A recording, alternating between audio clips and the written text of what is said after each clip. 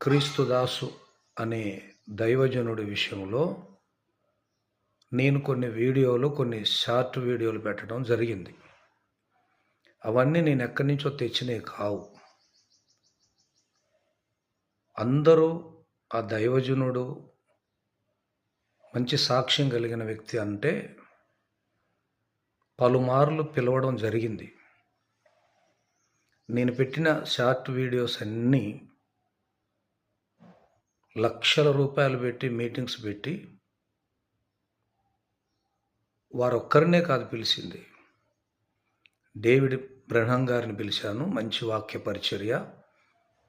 క్రీస్తుదాసు గారిది మంచి సాక్ష్యమని. ఇలా ఇప్పుడే కాదు, జర్సన్ అబ్రహం గారిని, ప్రీతా జర్సన్ గారిని, ఇంకా పెద్ద పెద్ద దైవజనులతో మీటింగ్స్ పెడుతూ వస్తున్నాము. దానిలో భాగంగా క్రీస్తుదాసు గారిని కూడా పిలవడం జరిగింది. అందరూ నమ్మినట్టుగానే నేను కూడా ఆయన సాక్ష్యము నిజమని, ఆయన మాటలు నిజమని నమ్మాను. కానీ సరే, మొన్నటి వరకు ఏదో ఒకటి అంటుంటే ఆయనను ఓర్వలేక, ఆయన పాపులారిటీని ఓర్వలేక ఏదో జరిగిందనుకున్నాం. కానీ ఇప్పుడు ఎవరైనా సరే ఆయనని అంటున్నప్పుడు, అయ్యో దైవజనుడు కదా, తెలుసో తెలియక ఆ కోడిని కొయ్యి అనే మాట మధ్యలో ఎందుకు యాడ్ చేశాడు?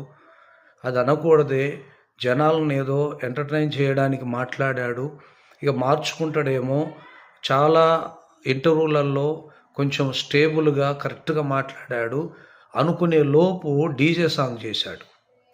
అనుకునే లోపు సంక్రాంతికి ఒక పాట పాడాడు. తెల్ల లుంగి తెల్ల సొక్క వేసుకొని వాళ్ళని ఎంటర్టైన్ చేస్తూ పాడాడు.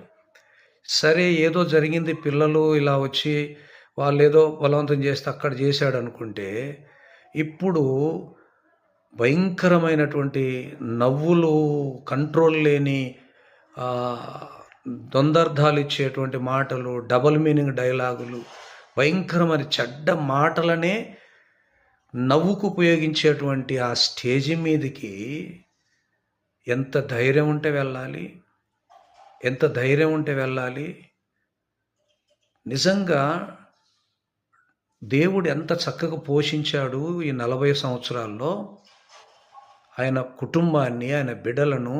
కొన్ని నిజంగానే నమ్మశక్యంగానే మాటలు ఉంటాయి. ఒక ముసలమ్మ బాక్సుల దగ్గర కూర్చుంది, ఆ సౌండ్కు చనిపోయింది. అక్కడ వాళ్ళందరూ మమ్మల్ని కొట్టారు, నేను స్టేజ్ కిందకి వెళ్ళి దాక్కున్నాను.